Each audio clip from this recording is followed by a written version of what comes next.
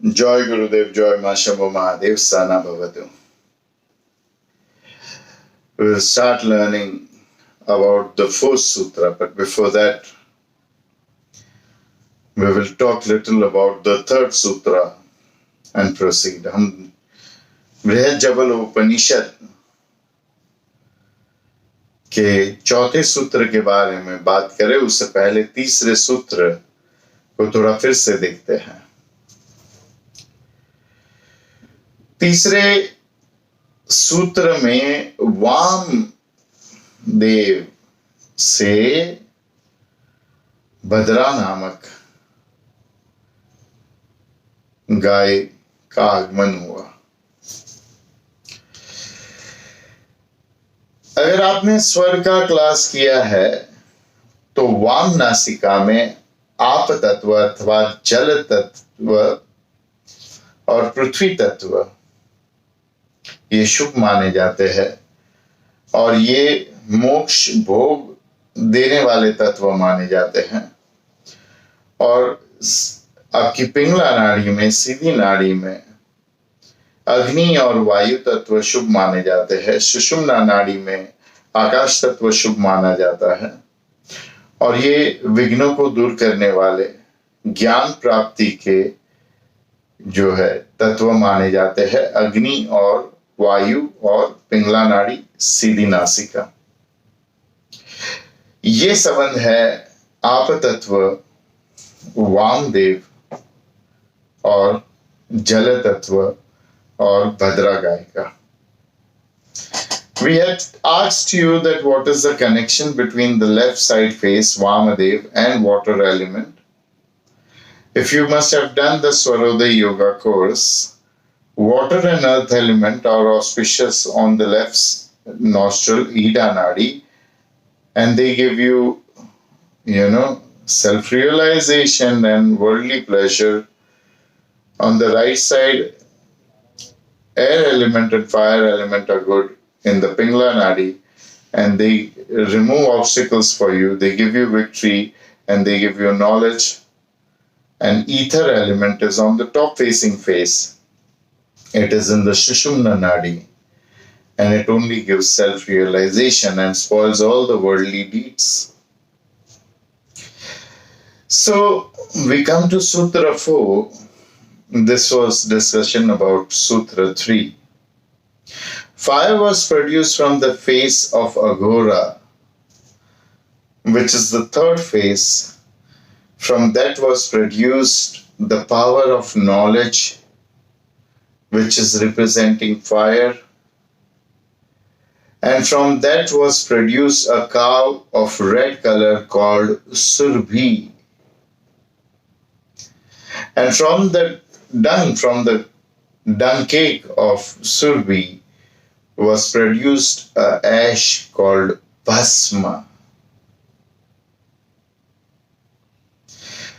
तो भगवान के अघोर नामक चेहरे से तेज तत्व या अग्नि तत्व का आगमन हुआ और अग्नि तत्व से ज्ञान विद्या का आगमन हुआ और विद्या से लाल रंग की गाय आप सबने देखी है, सबसे ज्यादा होती है।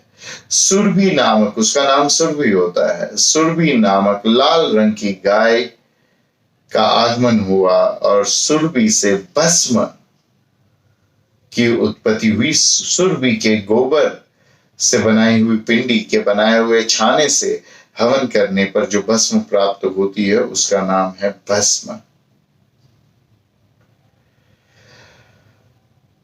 आज ये तीसरे सूत्र की बात बताना क्यों आवश्यक समझा मैंने, इसका एक कारण है। कारण ये है कि ज्ञान जो है ये पिंगला नाड़ी का क्षेत्र है, पर ज्ञान असली विद्या में परिवर्तित तब होता है या महाविद्या में परिवर्तित तब होता है जब ईड़ा और पिंगला और सुषुम्ना में सामंजस्य हो और कोई प्रकार की लड़ाई ना हो। Why was it necessary for me to tell you this on this day and not discuss it on the third day of left nostril, right nostril, central nostril, right brain, left brain, small brain? It was necessary because knowledge comes from the right nostril, but true wisdom only arises when your left brain, your right brain, and your small brain, and the front portion of the brain are all in synchronization, in a harmony with each other. If they are not harmonized, the knowledge which you gain becomes a luggage for you. It becomes a weight for you. It becomes a problem for you. So it is necessary to digest knowledge. You have to apply Triput. To bring peace in your life, to make your decision making strong, you must apply Triput of ash. तो इस वजह से ज्ञान प्राप्ति के लिए, जीवन में शांति प्राप्ति के लिए, जीवन में आनंद की प्राप्ति के लिए, मोक्ष भोग की प्राप्ति के लिए गाय के गोबर के यज्ञ कुंड धूप या गाय के गोबर की पिंडी से हवन करके उस भस्म को त्रिपुट लगाना बहुत आवश्यक है। इससे एक प्रकार का आंदोलन, एक प्रकार की प्रेरणा आपके मस्तिष्क को मिलती है। By this, a type of, revolution, a type of power is received by your brain and your mind both. So we go to the fifth sutra. There is more to this. Again, to the fourth sutra, contemplate on it. Okay? We go to the fifth sutra. Wind was produced from the face of Tat Purush, the fourth face, and from it produced the power of peace, representing air element. From it was produced the white cow, called Shushila, and from the dung of Shushila was produced Shara. This is the name of ash, which means remanent air. Remanent air means Shara. चौथे सूत्र को हमने जान लिया, उस पर मनन करिए, बहुत गहरी बात है, और ग्रुप पे बताइए कि क्या आपको समझ में आया। और पांचवें सूत्र के बारे में मैं आपसे कहना चाहता हूं कि भगवान कालाग्नि कहते हैं, साक्षात शिव स्वरूप जो है, शिव के जो रुद्र है, कि तत्पुरुष नामक चेहरे से, जो चौथा चेहरा है, वायु तत्व की उत्पत्ति हुई, और वायु तत्व से जो है शांति की उत्पत्ति हुई, और शांति से श्वेत रंग की गाय सुशीला का आगमन हुआ, और सुशीला के गोबर के पिंडी से, छाने से शर अर्थात जो उच्छिष्ट, जो बच गया है, जो रह गया है, उस प्रकार के, उस नाम के भस्म की उत्पत्ति हुई। सर्वोत्तम सुनहरी गाय का भस्म था, उसके बाद भद्रा काली गाय का, उसके बाद जो है वो लाल गाय का भस्म, और उसके बाद श्वेत गाय, सफेद गाय का भस्म। So the best ash was of the golden cow, second black cow, third red cow, and fourth white cow. Now, air element is the element of violence and it produces peace. Why? That is because peace can only come after violence. Creation can only come after destruction. If you understand this, you will stop blaming yourself and others. And rather than repenting, you will start constructing. Rather than fighting, you will start looking for peace. वायु तत्व जो है ये हिंसा का, युद्ध का तत्व है और उससे शांति प्राप्त होती है। इसका एक कारण है कि हिंसा से ही शांति आती है, अज्ञान से ज्ञान आता है, विनाश से ही सर्जन होता है। अगर ये बात आपको ठीक से समझ में आ जाए, भस्म लगा लगा कर, इस उपनिषद का पाठ ले लेकर,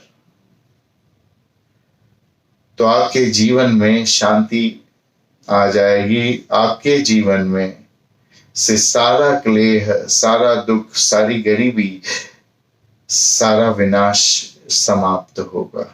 आप स्वीकृति में रहेंगे, जो है उसको स्वीकार करेंगे। You will be living in, peace.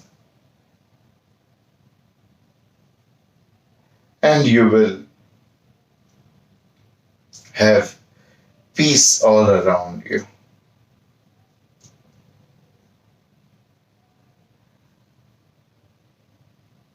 I wanted to tell you a story on water element. And I also want to tell you a story, anecdote, event from my life on peace and war. I'll try and tell you both very fast. मैं आपको दो कहानी बताना चाहता हूं और दोनों कहानी सत्य है। एक मेरे साथ घटी हुई है, एक जल के ऊपर है, आग के ऊपर है, और एक कहानी जो है वो शांति और युद्ध के ऊपर है। मैं आपको ये दोनों कहानी जल्दी जल्दी आज ही बताने की कोशिश करूंगा, क्योंकि आज हमारे पास थोड़ा समय है। ये शायद यहूदियों की कहानी है, तो शायद हाँ यहूदियों की ही कहानी है। तो मैं आपसे कहना चाहता हूं, आप समझिए। यहूदी कहते हैं कि बहुत पहले सभी लोगों को मोक्ष प्राप्त था, सभी लोग आत्मज्ञानी थे।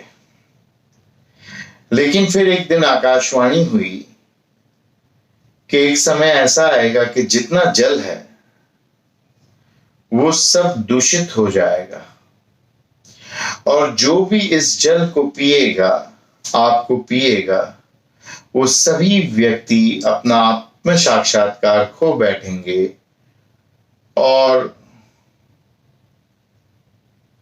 मूढ़ता मतलब मूर्खता नहीं है, मतलब अज्ञानता की ओर, बंधन की ओर चले जाएंगे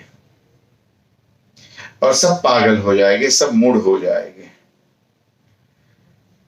तो किसी ने इस आकाशवाणी को बहुत ही ज्यादा अहमियत नहीं दी, क्योंकि पानी सब दूषित हो जाएगा तो जो सबका होगा वो हमारा होगा। और सब लोग अपने अपने काम पे लग गए। लेकिन एक युवा ऐसा था कि उसने इस बात को बहुत ही गहराई से सोचा, समझा, और उसने अपने घर में ही एक कुआं बनाया जिसमें सूरज की रोशनी ना पड़े। और उसने ऐसी तकनीक बनाई, जैसे आजकल के पानी के मशीन होते हैं, कि बिना पानी के वातावरण में से जो नमी है उसको चूस कर नया पानी बनाया जाए, और उसको वो अपने कुएं के पानी में मिलाता और उस पानी को घुमाते रहता कि वो ताजा रहे। और उसने अपना घर इतना बड़ा बना लिया कि वो पानी घूमता रहेगा, ताजा रहेगा। उसके घर वाले उसका विरोध करते थे। वो दिन आ ही गया जिस दिन आकाशवाणी ने कहा था कि सारा पानी दूषित होगा। सबने वो पानी पिया और सब मूढ़ बन गए, पागल बन गए और सब अपना मोक्ष भूल गए। केवल ये बुढ़ा जो था वो ही ज्ञानी रह गया। लेकिन फिर हुआ क्या? हुआ ये कि लोगों ने उसको पागल कहना शुरू कर दिया। जब वो आत्मज्ञान की बात करता और वो कहता कि ये सब मिथ्या है, ये सब माया है, पदार्थ कुछ है ही नहीं, सब कुछ ऊर्जा है और ऊर्जा भी कुछ नहीं है, सब सपना है, तो लोग उस पे हंसते, लोग उसका मजाक उड़ाते। और वो युवा बूढ़ा बन गया था और वो सहन नहीं कर पाया कि लोग उसकी मश्करी करते, लोग उसको इज्जत नहीं देते, उसकी इज्जत नहीं करते, उसके उम्र की इज्जत नहीं करते, उसके मोक्ष की इज्जत नहीं करते और उसकी खिल्ली उड़ाते। और हमेशा मोक्ष प्राप्त किए हुए व्यक्ति के साथ ऐसा ही होता है। हिंदुस्तान छोड़ के पश्चिम में ईसा मसीह को मोक्ष मिला, उनको सुखाने डाल दिया गया, क्रॉस पे मार दिया गया। हिंदुस्तान में होते हम उसकी पूजा करते। सुकरात को जहर दे दिया गया। सारे लोग हजरत मोहम्मद के पीछे पड़े हुए थे। पश्चिम में तो ऐसा ही हुआ है, तो भी हजरत मोहम्मद ने अपना धर्म बहुत बड़े रूप में स्थापित किया, क्योंकि वो पश्चिम में नहीं थे, एशिया में ही थे। तो पश्चिम में हमेशा मोक्ष प्राप्त किए हुए को पागल समझा गया है और पूर्व में उससे विपरीत हुआ है, पागलों को भी भगवान माना गया है, उनकी पूजा की गई है। तो दोनों कहीं कहीं गलत है, दोनों ही थोड़ा थोड़ा गलत है। तो it so happened that this is a Jewish story, I think so, I don't remember, that there was a message from the sky, there was Akashwani, that after XYZ years, all the water on the planet will be contaminated, and everyone who drinks that water will go mad, will become illusioned, and will forget his and her enlightenment. Before that, everyone was enlightened. No one took it very seriously because of various reasons, the major reason being that what can we do? How can we help ourselves? We have nothing to do. It's out of our hands. It is out of our reach. So they just went doing their things when time was very long. It was going to be a long period when this would happen. So many people thought we will die. Who cares? Enlightened people are also lousy like this. And when everyone is enlightened, everyone becomes lousy like this. Who cares? So what happened is, one youth, he took this seriously and he created a huge house, and in the house he dug a well, and from that well he started rotating water, and he created machines and everything in such a way that he can create new water for the well from the moisture around him, and that same water will be rotating, and so it will not stale and it will not be contaminated because it is not under the sun. So everything under the sun was going to be contaminated. Finally, this young man became old. Everyone objected him, even his own family. They abandoned him. And he was alone in his house. And finally that day came and everyone drank water because we cannot live without water. And everyone became bound, illusioned, mad. The only person who was enlightened was this old man. But whenever he would talk about his knowledge, his wisdom, his enlightenment, people would laugh on him, because if you are put in a madhouse where everyone is mad and you alone are sane, people will believe that you are mad and they are sane. A mad person does not know that he or she is mad. So they came together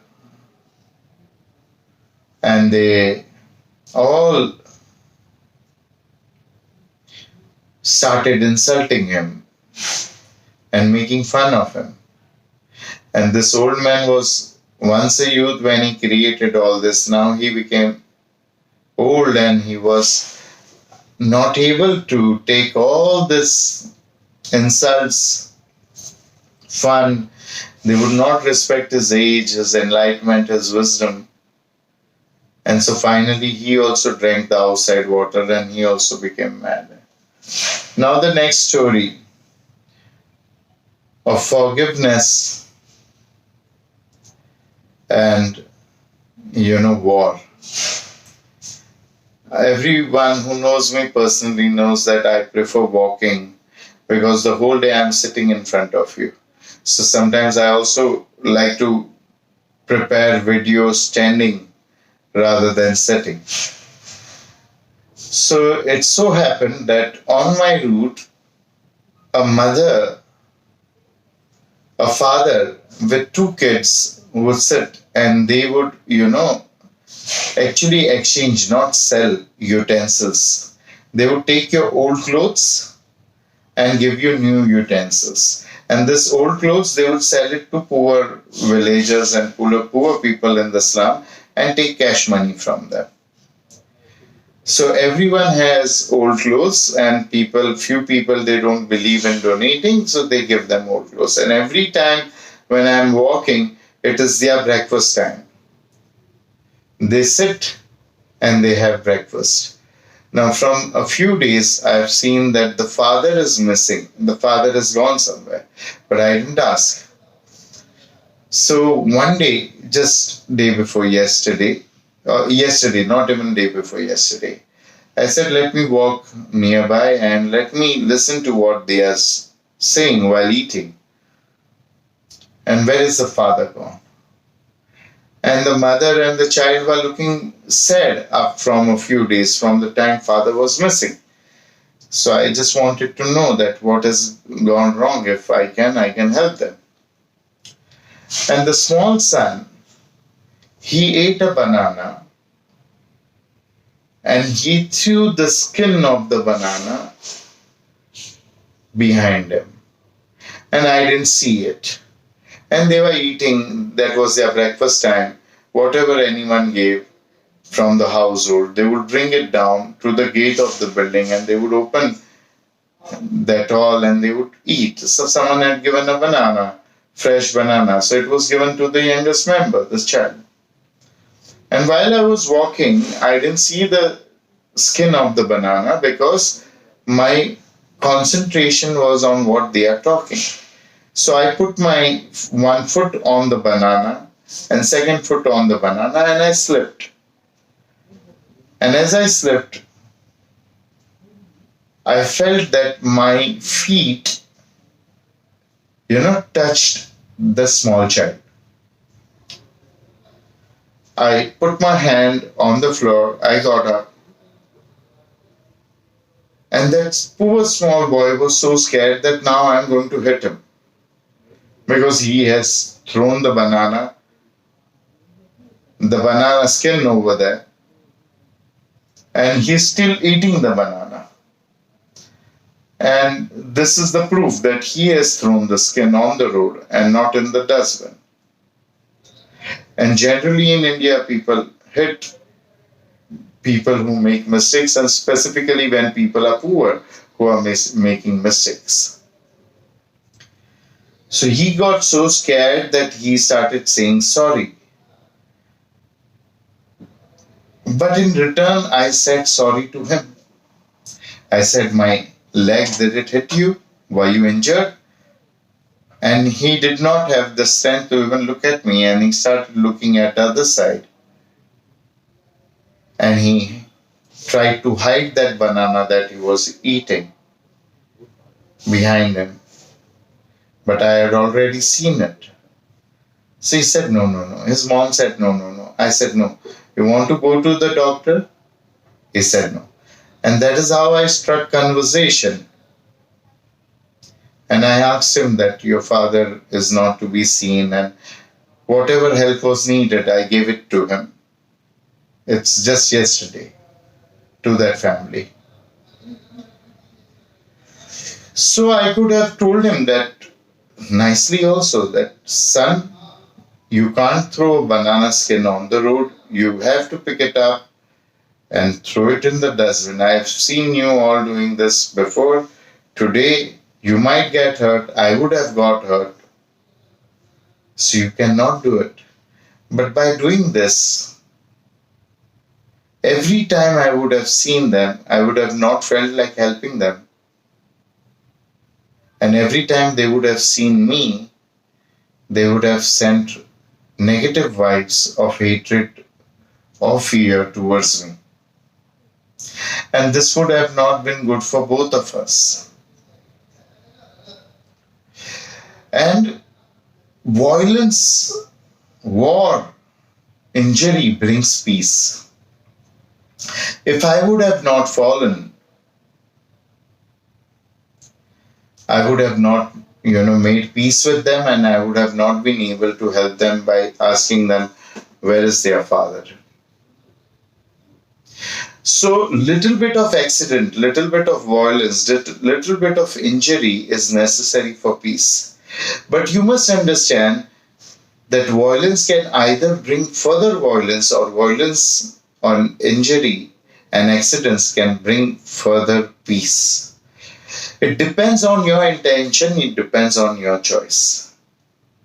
So from this sutra we understand this, that whatever is written in the scriptures, whatever is the sign given by God, Upanishads are signs given by God. We need to take it seriously, like that old man had taken.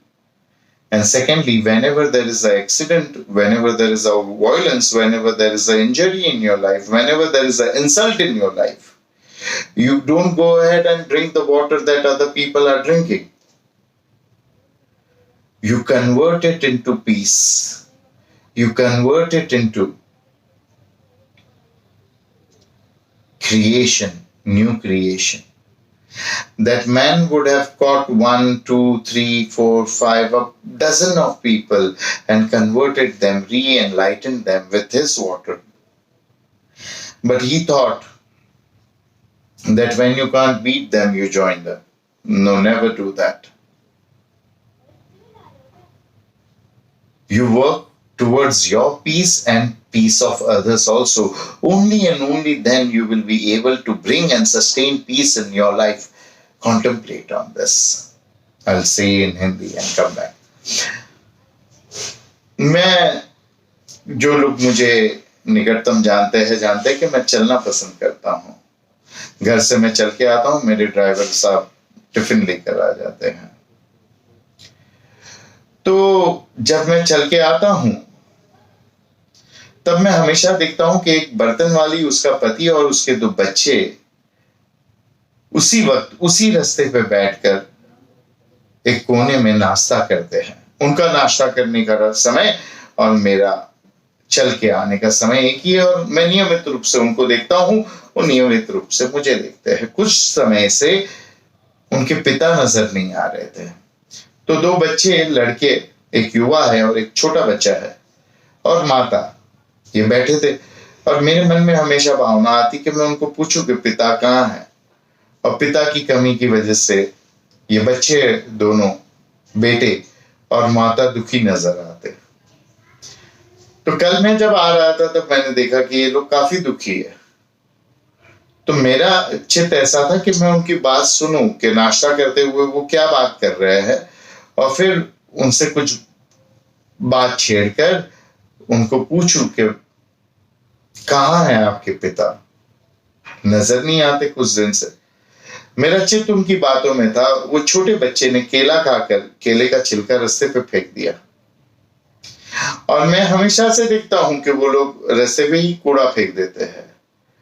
लेकिन किसी का अपमान करना, किसी को कहना अच्छी बात मैं नहीं मानता हूं। बहुत हो गया तो फिर उनको कहेंगे कि भाई कूड़े में फेंको। और मेरा क्योंकि चित्त उनकी बातों सुनने में था, मेरा ध्यान नहीं था, वो केले के छिलके पे मेरा पैर पड़ा और मैं फिसल गया। फिसलते वक्त मुझे ऐसा लगा कि हल्के से मेरा पैर वो छोटे बच्चे के कंधे पे या पीठ पे लग गया। मैं फिसला, मैंने अपना हाथ जमीन पे दे मारा और फिर मैं खड़ा हुआ। छोटे बच्चे के हाथ में अभी केला था, वो केला खा रहा था, उसने ही छिलका फेंका है ये मुझे पता था। अब वो डर गया क्योंकि हिंदुस्तान में लोग गरीबों को अगर ऐसे कूड़ा वगैरह फेंकते हैं तो चिल्लाते हैं, कुछ लोग मारते भी है, गालियां देते हैं। तो उसको लगा कि अब उसकी बारी आई, वो क्षमा मांगने लगा, कांपने लगा। मैंने कहा ये मौका है इससे बात करने का। मैंने कहा क्षमा क्षमा क्षमा, तुम मुझे क्षमा करो, मेरा पैर तो आपको लगा नहीं। तो उसने बोला नहीं। मैंने उसको खड़ा करके यहाँ वहां घुमाया, वो केला छुपा रहा है। मैंने कहा डॉक्टर के पास जाना है, तुझे लगा है कहीं तुझे? तो कहता है नहीं, कुछ नहीं लगा। उसकी हिम्मत नहीं थी कि वो मुझसे आंखें मिला सके, वो इस तरफ देख रहा है।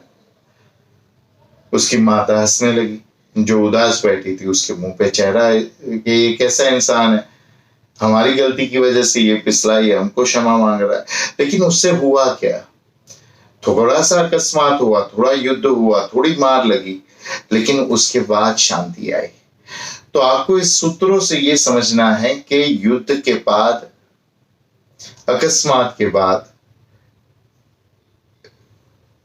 जो आपको मार लगती है, ईजा होती है, उसके बाद आपके इरादे पे, आपकी बुद्धि पे निर्भर है कि उसके बाद और युद्ध आए और अकस्मात आए या उसके बाद शांति आए। अगर आप शांति के हक में है तो शांति आपके हक में रहेगी, वरना नहीं। अगर आप शांति के हक में हैं तो शांति आपके हित में रहेगी, वरना नहीं। आप अकस्मात के बाद और आगे जाके कलह करेंगे, युद्ध करेंगे, तो और एक अकस्मात होगा और वहीं पे उसको खत्म करके क्षमा मांगेंगे तो शांति आएगी। ये आपके ऊपर निर्भर है। वो बूढ़े आदमी ने बाहर जाके बाहर का पानी पी के मूड हो गया। यहूदी कहानी की फिर से मैं बात कर रहा हूं। उसके हाथ में था, वो 1 डजन लोग, 4 लोग, 5 लोग, जितने बनते उतने लोगों को ला के अपना पानी पिला के फिर से मोक्ष प्राप्त करवाता, फिर से आत्मज्ञान विद्या प्राप्त करवाता। लेकिन उसने नहीं किया ऐसा। वो खुद मूढ़ों के साथ, मूर्खों के साथ जुड़ गया, उनका पानी उसने पी लिया, पागलों के साथ पागल बन गया। क्योंकि अंग्रेज मानते हैं, पश्चिमी मानते हैं कि आप अगर उनको हरा नहीं सके तो उनके साथ जुड़ जाओ, और वो जुड़ गया। आप उनको हरा नहीं सकते, आप उनके साथ जुड़ जाओ, जुड़ गया। ये मैं भी कर सकता। प्रेम से उस बच्चे को कहता कि देखो बच्चे, अगली बार जब आप नाश्ता करते हो, हमेशा मैं देखता हूं आप कचरा इधर फेंकते हो, अगली बार ये करना मत, कचरे के डिब्बे में कूड़ा फेंका करो, थोड़ी सी दूर है चल के जाया करो। और जब तक यहाँ पे बैठ के नाश्ता कर रहे हो, अपनी एक थैली में या कागज में बटोर के रखो कूड़ा। कुछ लोगों ने दिया होगा, वो बैठ के वो लोग रोज वहां पे खोल के खाते, और उसके बाद ना उनकी मदद करने की मुझे तक मिलती, ना इच्छा होती, और ना ही वो मुझे देखकर कोई अच्छे ऊर्जा मेरी ओर प्रवास करते। वो मुझे देखते या तो नफरत या तो फिर डर की नजर से, और वो नकारात्मकता मुझे छूती, मुझे तकलीफ देती। मैंने क्षमा मांगी, मैंने कहा पिताजी कहाँ हैं आपके, आजकल दिखाई नहीं देते। जो उनकी तकलीफ थी दूर की, उनके साथ जो घटा था उसको दूर किया, उनकी मदद की। ये होता ही नहीं अगर मैं युद्ध छेड़ देता। युद्ध के सामने, गलती के सामने मैं गलती कर बैठता तो बात ही दोनों तरफ से अलग हो जाती और कभी खत्म नहीं होती। इस प्रकार से आपको जीना है, उस व्यक्ति की तरह नहीं जिसने अपना जल जो है वो विनाश कर दिया और पागलों का जल पी के वो भी मूड पागल बन गया। जितने हो सके उतने लोगों को ज्ञान में लाओ, इस उपनिषद की कक्षा में लाओ। विद्या के मेंबर्स के लिए तो ये फ्री ही है, करो इतना, उसका पुण्य है। शांति, मोक्ष, ज्ञान, विद्या आपके जीवन में आएगा और बना भी रहेगा यदि आप दूसरों को वो प्राप्त करवाएंगे तो। So bring people to this knowledge, add people to this wisdom. This course is free for the members of Vidya. The more people you bring in, more peace, more enlightenment, more self-realization, more creativity will enter your life and it will also sustain. Hari Om Tat Sat.